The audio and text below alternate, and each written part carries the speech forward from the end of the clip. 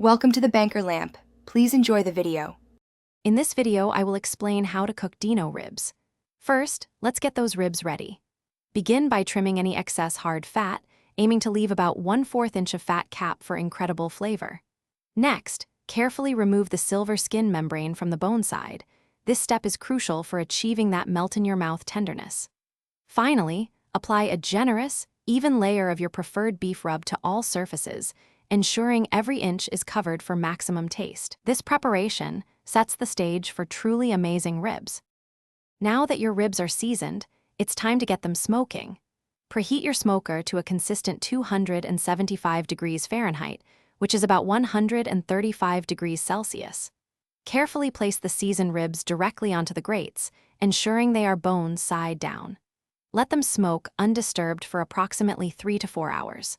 During this phase, we're looking for a beautiful, deep mahogany bark to form on the exterior, lacking in all those delicious flavors. As your ribs smoke, you'll likely encounter the infamous stall, where the internal temperature plateaus, often around 150 to 165 degrees Fahrenheit. Don't worry, this is normal. To push through, tightly wrap your ribs in butcher paper or heavy-duty foil.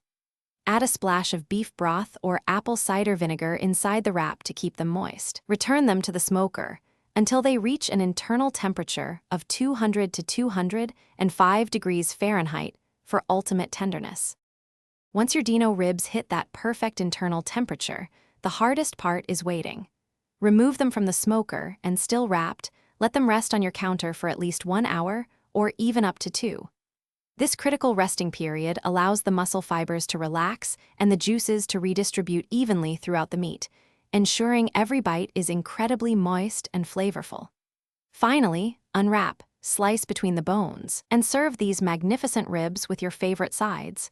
Enjoy! Thanks for watching. If this was helpful, leave a like and consider subscribing. See you next time.